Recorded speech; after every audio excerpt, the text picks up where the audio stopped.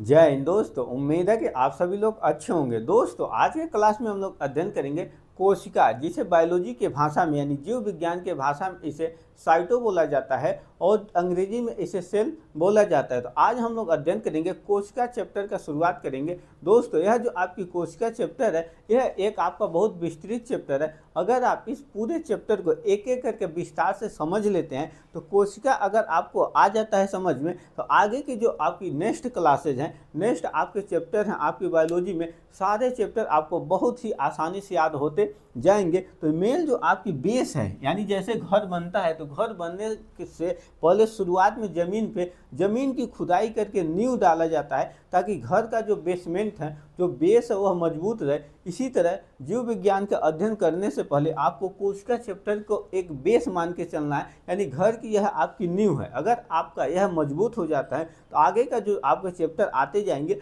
उसमें आपको 9 के बराबर कोई दिक्कत नहीं होगा। तो जो आपकी कोशिका है, यानी आज का जो हमारा क्लास है दोस्तों कोशिका है, जिसे अंग्रेजी में सेल बोला जाता है। कोशिका है, इसे अंग्रेजी में सेल बोला जाता है और बायोलॉजी की भाषा में इसे साइटो बोला जाता है, CYTO साइटो। अब दोस्तों कोशिका यानी जीव विज्ञान की वह शाखा जिसके अंतर्गत कोशिका यानी सेल का अध्ययन किया जाता है, उस शाखा को साइटोलॉजी यानी कोशिका विज्ञान बोला जाता है। दोस्तों कोशिका विज्ञान का जो श्रेय है वो किस वैज्ञानिक को जाता है, आगे अभी हम लोग इस वीडियो में समझेंगे। इससे पहले आपको यह समझना जरूरी होगा कि कोशिका होता क्या है, व्हाट इज सेल, सेल क्या होता है, यह क्यों इतना उपयोगी है, हम लोग सेल के बारे में क्यों अध्ययन कर रहे हैं, इसको भी तो आपको जानना चाहिए। तो जो कोशिका है इसका जो आपका डिफिनीशन यानी जो परिभाषा होगा, एग्जाम में जो परिभाषा आएगा अगर आता है तो आपको लिखना है कोशिका का जो डिफिनीशन है, कोशिका जीवन की यानी कोशिका जीवन की वह संरचनात्मक और क्रियात्मक इकाई है। कोशिका जीवन की हमारी एक संरचनात्मक और क्रियात्मक इकाई है, जिसे संरचनात्मक मैं शॉर्ट में ही बताऊंगा क्योंकि यहाँ लिखाने का काम नहीं है। अगर आपके दिमाग में अच्छे से ऐड हो जाता है तो आप इसको अपने शब्दों में अपने भाषा में बड़े ही आसानी से लिख सकते हैं। जैसे आपके दिमाग में बचपन से गाली भर गया है तो गाली देने में आपको कोई दिक्कत नहीं होता है, दनादन गाली देते जाएंगे। तो इसी तरह आपको इन सारी चीज़ों को भी दिमाग में एकदम कंठस्थ करना है, यानी याद नहीं करना, दिमाग में इसको फाइल बना के स्टोर कर लेना है। तो कोशिका जीवन की संरचनात्मक और क्रियात्मक इकाई है। इकाई क्या होता है और संरचनात्मक क्या होता है और क्रियात्मक क्या होता है, इसको भी आपको जानना जरूरी है। तो संरचनात्मक एंड क्रियात्मक यूनिट यानी इकाई है। अब यूनिट क्या होता है इसको भी तो आप जानेंगे। अब आपके घर में बिजली तो आता होगा, लाइन आता होगा। अब लाइन आता है तो एक मीटर लगा होता है, उसमें यूनिट आपका गिरता है कि 1 यूनिट 2 यूनिट 3 यूनिट गिरता है और उसी यूनिट के हिसाब से आप बिजली का बिल देते हैं। यह भी तो आपको क्लियर है। तो इसी प्रकार से यहाँ आपका कोशिका एक यूनिट है। अब यूनिट क्यों है, क्रियात्मक क्यों है, संरचनात्मक क्यों है, यानी स्ट्रक्चरल एंड फंक्शनल यूनिट क्यों है, इसको आप जानिए। दोस्तों जो आपकी संरचनात्मक का मतलब जो हमारा शरीर है, सभी जीवों का शरीर है, सभी जीवधारियों का शरीर है, यह जो शरीर बना है तो कोशिकाओं से मिलके बना है। एक एक कोशिका से मिलके हमारा और आपका और सभी जीवधारियों का शरीर बना है। जैसे हम एक मकान बनाते हैं तो मकान बनाने के लिए सबसे मेजर जो पार्ट होता है उसमें ईंट लगता है। जो ईंट है वह मकान का आपका एक यूनिट है। अगर एक ईंट रहेगा तो आप मकान नहीं बना पाएंगे। मान लीजिए आपके पास एक ईंट है तो मकान नहीं बना पाएंगे, लेकिन इन्हीं एक एक ईंट को आप एकत्रित करके एक दीवार बना देते हैं और दीवार बनाने के बाद उसके चारों तरफ और सारे दीवार बना देते हैं और ऊपर से आप छत लगा देते हैं तो आपका एक कमरा हो जाता है। इसी तरह 1 कमरा 2 कमरा 3 कमरा बना के सम्मिलित कर देते हैं तो आपका एक घर बन जाता है, आपका एक हाउस बन जाता है। इसी प्रकार से जो हमारी कोशिका है तो एक कोशिका यानी एक ईंट मिलेगा, फिर दूसरा ईंट मिलेगा, तीसरा ईंट मिलेगा, ऐसे ढेरों सारे ईंट मिलके एक दीवार बनाते हैं। हालांकि दीवार केवल ईंट से नहीं बनता है, इसमें बालू में लगेगा, सीमेंट लगेगा, लेकिन जो मेजर पार्ट होता है ईंट ही का उपयोग होता है। ईंट न रहे तो केवल सीमेंट और बालू से दीवार नहीं बन पाएगा, उसके लिए आपको ढलैया करना पड़ेगा। लेकिन जो मेन पार्ट है घर बनाने का ईंट लगता है, तो ईंट हो गया, एक एक ईंट से लगा के आप एक दीवार बना देते हैं और इन्हीं दीवारों से आपका एक कमरा बन जाता है और इन्हीं कमरा से आपका एक घर यानी एक आपका मकान बन जाता है। तो ठीक इसी प्रकार से जो हमारी कोशिका है, जो जीव जंतुओं की कोशिका है, जो यह कोशिका है, तो एक एक कोशिका से, एक एक कोशिका, यह कोशिका है, इसी तरह अनेक सारी कोशिकाएं मिलकर एक टिश्यू यानी एक उत्तक का निर्माण करती हैं, और यह उत्तक, कई सारे उत्तक मिलकर एक अंग का निर्माण करते हैं, और कई सारे अंग मिलकर एक अंग तंत्र का निर्माण, अंग तंत्र का निर्माण करते हैं, और कई सारे अंग जो आपस में मिलकर एक शरीर का निर्माण करते हैं, यानी एक शरीर का निर्माण, एक बॉडी का निर्माण होता है। तो यहाँ तक तो आपको क्लियर हो गया होगा कि कोशिका जो है वह जीवन की संरचनात्मक इकाई क्यों है। अब बात करते हैं हम लोग क्रियात्मक इकाई क्यों। क्रियात्मक इकाई का मतलब कोशिका में जो हमारे शरीर की, यानी किसी भी जीव जंतु का जो शरीर बना होता है वो कोशिकाओं से बना होता है, और उसी कोशिका में जीवन की सभी मूलभूत क्रियाएं होती है। ये मत सोचिए कि हम खाना खा ले रहे हैं और पेट में हमारा खाना पच जा रहा है, बाद में हम वेस्ट प्रोडक्ट के रूप में फ्रेश हो लेते हैं, निकाल लेते हैं। चोट लग जाती है, चोट अपने आप ठीक कैसे हो जाता है, यह भी तो एक सवाल बनता है। चोट क्यों ठीक हो जाता है, फूंका होता है वह अपने आप क्यों ठीक हो जाता है। तो इसके पीछे मेन कारण है कोशिका की क्रियात्मक इकाई की। तो जो हमारी और आपकी कोशिका है, सभी जीवों की कोशिका है, उस जीव के कोशिका की जो क्रियात्मक इकाई है, तो इस कोशिका में आपका श्वसन होता है, पोषण होता है, उत्सर्जन होता है, जनन होता है, इसके अलावा इत्यादि काम होते हैं। बहुत सारे काम, सारी कामें इसी कोशिका में होती है। इसलिए कोशिका में जो है हमारी जितनी भी जैविक क्रियाएं होती है, सम्मिलित रूप से इसे बोला जाता है सभी जैव क्रियाएं हमारी कोशिका में होती हैं। तो सारी क्रियाएं, जैसे श्वसन हो गया, सांस हम ले रहे हैं तो ये हमारी कोशिका के ही बदौलत सांस ले रहे हैं। यह जो हमारा ऑक्सीजन हमारे फेफड़े में जाता है, और वह फिर उस फेफड़े से ऑक्सीजन उठा के हीमोग्लोबिन को ऑक्सीजन ढो के ले जाता है और कोशिका में ले जाता है माइटोकॉन्ड्रिया के पास। और माइटोकॉन्ड्रिया क्या करता है, ऑक्सीजन की मदद से एटीपी का निर्माण करता है, जो हमारे लिए एक ऊर्जा का काम करता है, हमारी शक्ति होती है, हमारी पावर होती है। हम कितनी लंबी दौड़ लगा सकते हैं, कितनी छलांग लगा सकते हैं, कितना वेट लिफ्टिंग कर सकते हैं, सारी एनर्जी हमारी यही कोशिका के ही द्वारा उत्पन्न होती है। पोषण भी कोशिका के ही द्वारा होती है, उत्सर्जन भी कोशिका के द्वारा होती है, जनन भी कोशिका के द्वारा होता है। क्योंकि स्पर्म और ओवम जब आपस में मिलते हैं तभी जाके फर्टिलाइजेशन होता है, जाइगोट बनता है। इन सब के बारे में आप एकदम डिटेल से आगे के क्लास में, आगे के चैप्टर में पढ़ेंगे। इसलिए मैं आपको बता रहा हूँ, यह जो आपकी कोशिका चैप्टर है, यह एक मकान का नींव है। नींव अगर आपका मजबूत हो जाता है तो बायोलॉजी आपको एकदम छू मंतर बिल्कुल ईजी वे में आ जाएगा।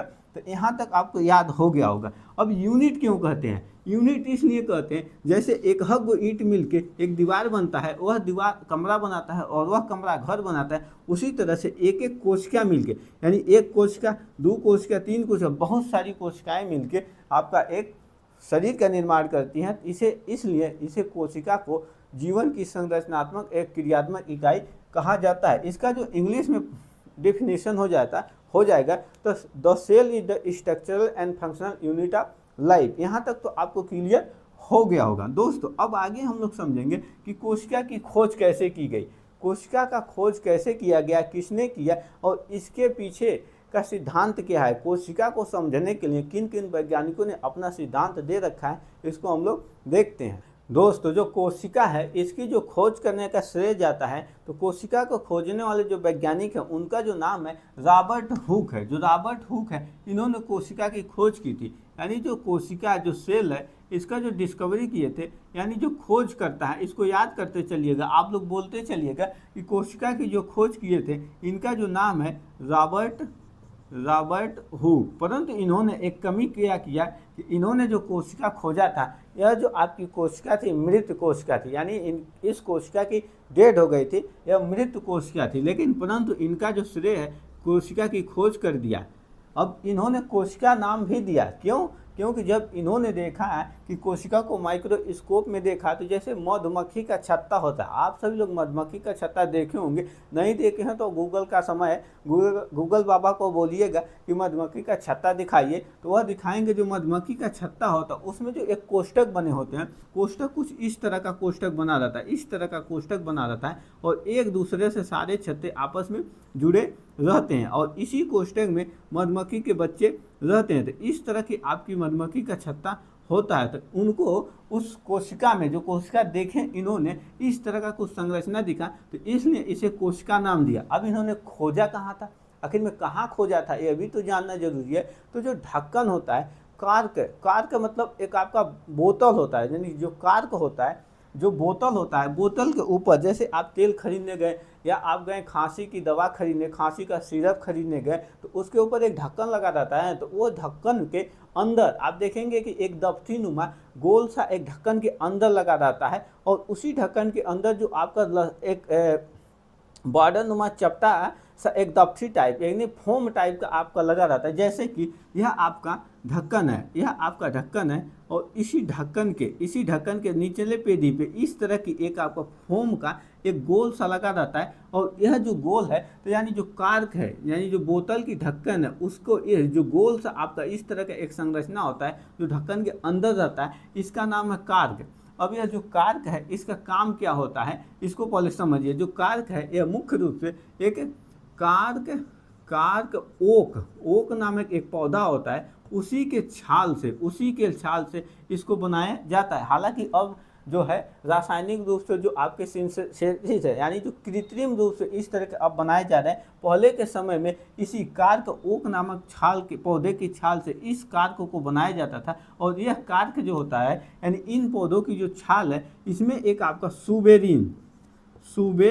सुबेरिन नामक एक आपका जलरोधी पदार्थ पाया जाता है। यानी यह आपके बोतल, यानी बोतल में यह जल को जाने नहीं देता है, यानी जल को नहीं जाने देगा, तो जो बोतल में पैक सामान रहेगा वो सुरक्षित रहेगा, सेफ रहेगा। तो जो कार्क ओक नामक पौधा है, इसके छाल में सुबेरिन नामक पदार्थ पाया जाता है। तो इसी को, यह जो आपकी कार्क यानी ढक्कन का जो आपका कार्क है, इसी कार्क में इन्होंने इसी कार्क की एक पतली झिल्ली निकाला, और उस झिल्ली को इन्होंने सूक्ष्मदर्शी में देखा, और जब इन्होंने देखा तो इस तरह की संरचना इनको दिखाई दी, और इस संरचना को इन्होंने कोशिका यानी सेल नाम दिया। और जो कोशिका विज्ञान के जनक है, तो इन्हीं को रॉबर्ट हुक को ही माना जाता है। यहाँ तक तो आप सभी लोगों को अच्छे समझ में आ गया होगा। अब दोस्तों हम लोग समझते हैं कि जो आपकी यह कोशिका है, तो जीवित कोशिका की खोज किसने की थी। मृत कोशिका की खोज तो आपने जान गया कि रॉबर्ट हुक ने, और कोशिका खोज करने का श्रेय इन्हें ही जाता है। लेकिन जीवित कोशिका की खोज किसने की थी, तो जो आपकी जीवित कोशिका है यानी लाइफ जो सेल है, इसकी जो खोज करने वाले जो वैज्ञानिक हैं, इनका नाम है एंटोनियो वान लुवेनहाक, जिन्होंने बैक्टीरिया की खोज की थी। जीवित कोशिका के रूप में इन्होंने जीवाणु का खोज किया था। तो आप सभी लोग जीवित कोशिका जब पूछेगा तो लुवेनहाक को लगाइएगा टिक। यह आपका एनसीईआरटी में दिया है, परंतु रॉबर्ट हुक वाले को एनसीईआरटी में अभी नहीं दिया। अब दोस्तों क्या होता है, अब थोड़ा सा आप लोग कोशिका के बारे में जो आपका ऑब्जेक्टिव टाइप क्वेश्चन पूछे जाते हैं, इसको समझ लीजिए। तो जो आपकी सबसे बड़ी कोशिका है, जो सबसे बड़ी वर्ल्ड की सबसे बड़ी जो कोशिका है, यानी जो आपकी सबसे लार्जेस्ट कोशिका, सबसे जो बड़ी कोशिका है, तो वह जो आपकी कोशिका है जो शुतुर्ग मुर्ग का जो आपका अंडा होता है, जो शुतुर्ग मुर्ग का शुतुर्ग मुर्ग का जो आपका अंडा होता है, यानी जो ऑस्ट्रिच है उसका जो आपका एग होता है, जो अंडा होता है, यह वर्ल्ड की सबसे बड़ी कोशिका है। और जो आपकी सबसे छोटी कोशिका है, तो सबसे छोटी जो आपकी कोशिका है माइकोप्लाज्मा गैलीसेप्टिकम है।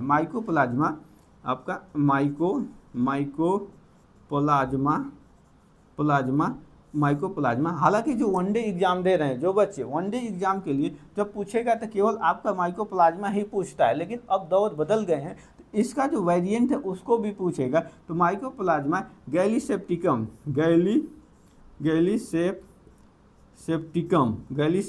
यह जो है आपकी सबसे स्मॉलेस्ट कोशिका, सबसे छोटी कोशिका है। और इसी माइकोप्लाज्मा गैलीसेप्टिकम को पीपीएलओ भी कहा जाता है, यानी पीपीएलओ, इसका जो फुल फॉर्म है पिलरोनिमोनिया लाइक ऑर्गेनिजम्स है। यह जो आपकी सबसे छोटी कोशिका है और सबसे बड़ी कोशिका। अब बात करते हैं सबसे लंबी कोशिका कौन है, यानी सबसे लंबी। जैसे आपका कुतुब मीनार है, लंबा है, आपका लाल किला है, सबसे बड़ा है। तो जो आपकी लंबी कोशिका है, सबसे जो आपकी लंबी कोशिका है, तो सबसे जो लंबी कोशिका है जो हमारा मस्तिष्क है, इस मस्तिष्क में एक न्यूरॉन सेल्स पाया जाता है, यानी नर्वस सेल्स पाया जाता है। तो जो आपकी न्यूरॉन है, यह न्यूरॉन जो है सबसे लंबी कोशिका है।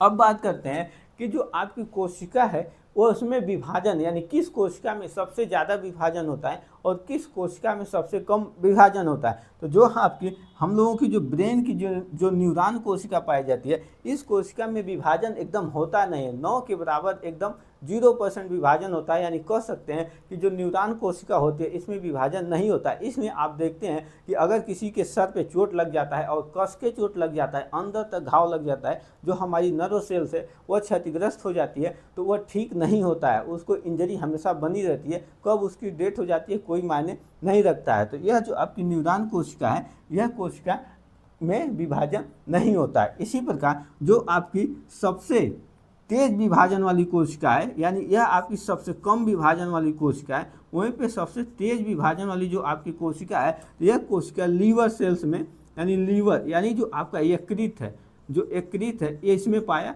जाता है। दोस्तों, तो सबसे अधिक विभाजन जब होता है, सबसे अधिक विभाजन करने वाली जो कोशिका है यकृत कोशिका, यानी 1 से 2, 2 से 3, 3 से 4। जब आपका लीवर जो है अगर 80% डैमेज हो भी जाता है, उसके बावजूद भी इतना तेज रिकवर करता है कि आपका लीवर जल्द से जल्द स्वस्थ हो जाता है। तो यहाँ तक तो आप सभी लोगों को यह बातें सारे क्लियर हो गए होंगे।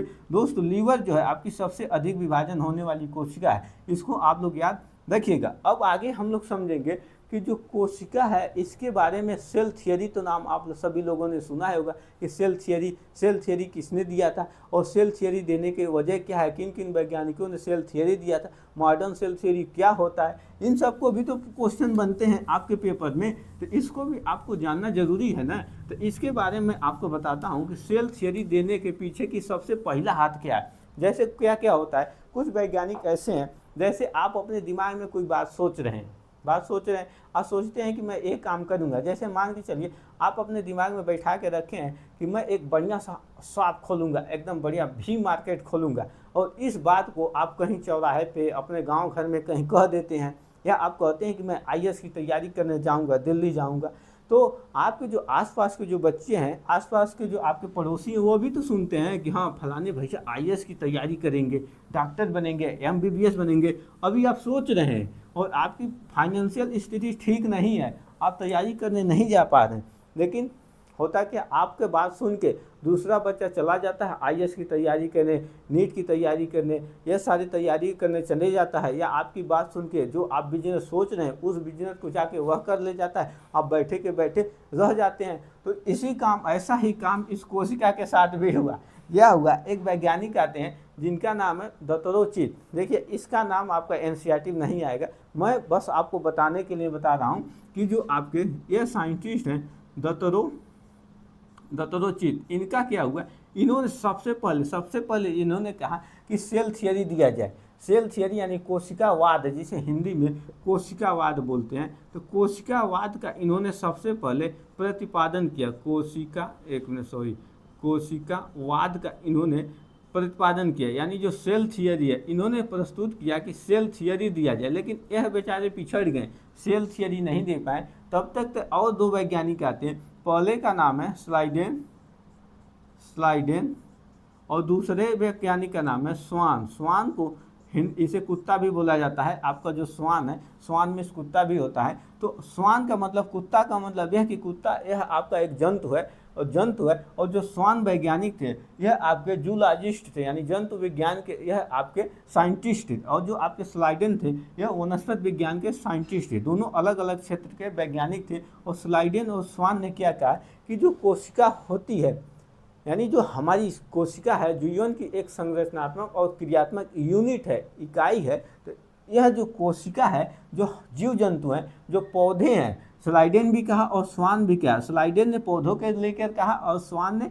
जीवों को लेकर कहा। इन दोनों ने मिल के कहा, तो इनका जो सेल थियरी आता है, तो सम्मिलित रूप से कहा जा सकता है कि जो पौधे, यानी सभी पौधे जीवों का जो विकास हुआ है, यानी जो निर्माण हुआ है, जो विकास हुआ है, विकास जो हुआ है वह किससे हुआ? सेल से, यानी कोशिका से हुआ है। इनके कहने का मूल अर्थ यही था स्लाइडेन और स्वान का, सभी जीवों के जो शरीर है उसका जो निर्माण होता है, जो विकास होता है, वह मुख्य रूप से कोशिका के ही कारण होता है। यानी कोशिका है जो है जीवों की रचनात्मक इकाई है। इन्होंने यही कहा कि जो कोशिका है, इतना तो आपको क्लियर हो गया। तो सम्मिलित रूप से आप कह सकते हैं कि स्लाइडेन और स्वान के द्वारा जो सेल थियरी दिया गया उसमें इन्होंने यही बताया कि सभी जीवों और पौधों का जो शरीर है उसकी रचनात्मक इकाई जो है वह सेल यानी कोशिका है। यहाँ तक तो आपको क्लियर हो गया होगा, समझ में आ गया होगा। अब दोस्तों क्या होता है, इसी के बाद यहाँ तक थियरी को मान्यता तो मिली, लेकिन वैज्ञानिक जो हैं, जो साइंटिस्ट हैं, वो कहाँ बैठने वाले हैं, वो आगे भी खोज करेंगे जब तक संतुष्ट नहीं होंगे।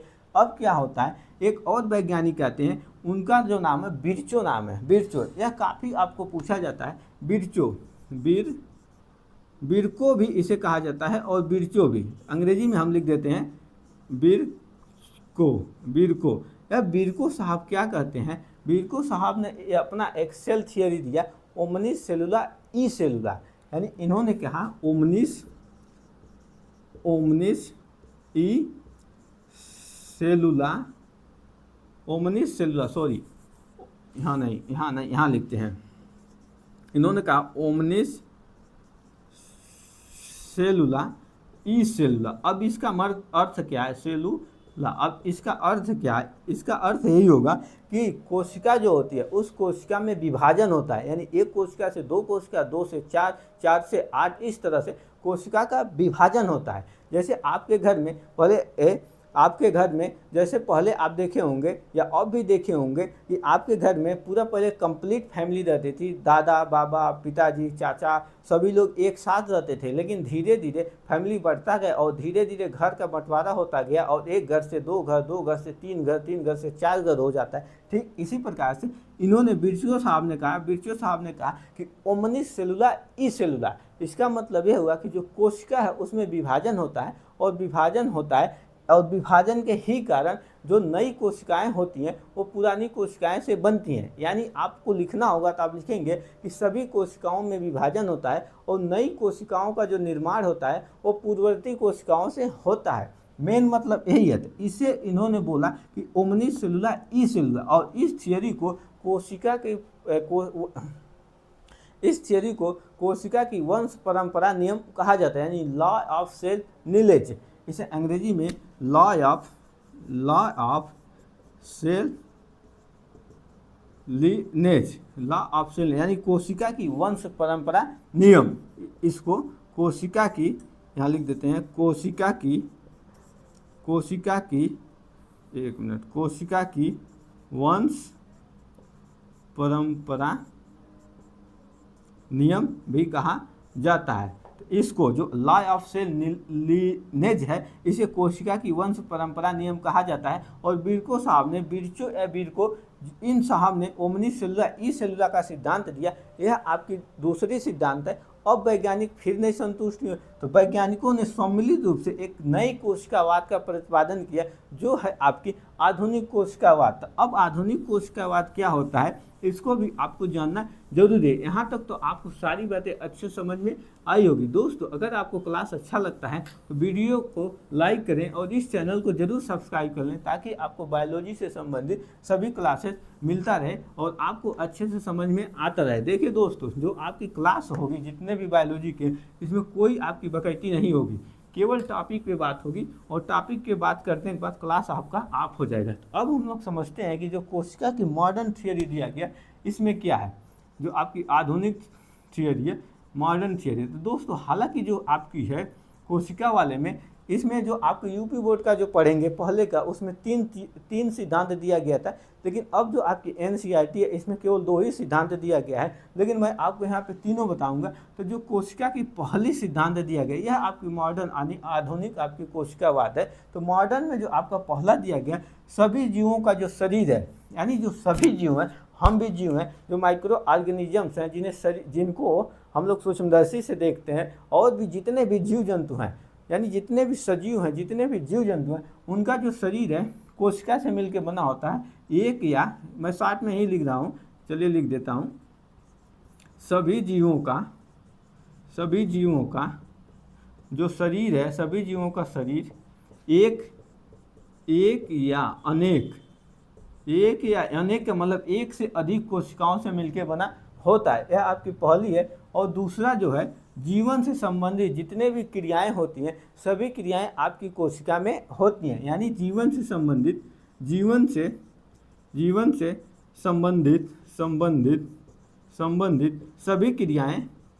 सभी क्रियाएं जिसे हम लोग जैव क्रियाएं कहते हैं, यानी विटल क्रियाविटी कहते हैं, विटल एक्टिविटी कहते हैं, विटाल एक्टिविटी भी कहते हैं। तो जैव क्रियाएं, जीवन से संबंधित सभी क्रियाएं कोशिका में होती हैं, सभी क्रियाएं सेल में होती हैं। तो इसका मतलब जितने भी, जैसे हमारा शोषण हो गया, उत्सर्जन हो गया, और इसी तरह आपका जनन हो गया, पोषण हो गया, ये सारी क्रियाएं जो हैं इसी कोशिका में होती हैं। अब तीसरा जो है आपका, जो नई कोशिका का निर्माण पुरानी कोशिका के विभाजन से होता है। जो बात ओमनी सेलुला ई सेलुला है, सेम वही बात है जो बात बिर्को ने कहा, यानी बिर्चो ने कहा, बिर्को या बिर्चो, आप लोग अंग्रेजी का सही है BRICHOW, लेकिन हिंदी में आपको किताबों में अलग अलग मिल जाएगा, कहीं पे बिर्चो मिलेगा, कहीं पे बिर्को मिलेगा। तो इससे आप कंफ्यूज मत होइएगा, इंग्लिश को आप ध्यान में रखिएगा। तो तीसरा जो है आपका, सभी कोशिका में क्या होता है, विभाजन होता है, और विभाजन होने के फलस्वरूप पुरानी कोशिका से नई कोशिका का निर्माण होता है। ये देखिए, इसमें कन्फ्यूजन होगा, तो आप लोग इस तरह सीधा याद रखिएगा कि कोशिका में विभाजन होता है और पुरानी कोशिका से नई कोशिका का निर्माण होता है। तो यह आपकी मॉडर्न जो आपकी सेल थियरी दिया गया है, यह है, जिसमें से आपका जो दूसरे नंबर वाला है, जीवन से संबंधित सभी क्रियाएं कोशिका में होती हैं, यह आपका NCERT में नहीं मिलेगा आपका सभी जीवों का शरीर एक कोशिका से या एक या अनेक कोशिका से मिलकर बना होता है, और यह सारे कोशिका के ही उत्पाद होते हैं। और तीसरा आपका मिलेगा, सभी कोशिकाओं में विभाजन होता है और पूर्ववर्ती कोशिकाओं से नई कोशिका का निर्माण होता है, या नई कोशिका से पूर्ववर्ती कोशिकाओं का निर्माण होता है। कंफ्यूज हो जाएंगे, इसलिए आप इसको ध्यान मत दीजिएगा। पहला समझिएगा कि जो सभी जीवों का शरीर यानी बॉडी एक या एक से अधिक कोशिकाओं से, एक मतलब एक कोश की, जैसे आपका अमीबा हो गया, इग्लूना हो गया, यह एक कोश की जीव है।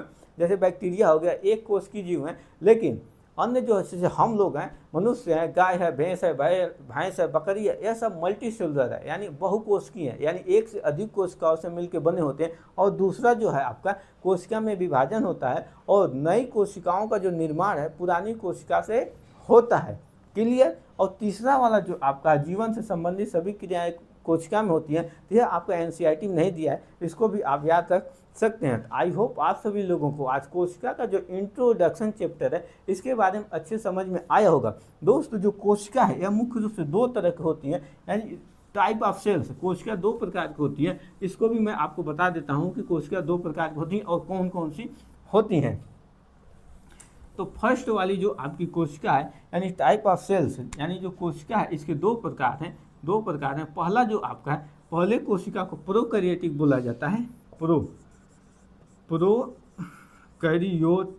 प्रोकैरियोटिक अंग्रेजी में ही चलिए रहने दीजिए। और दूसरा है आपका यूकैरियोटिक।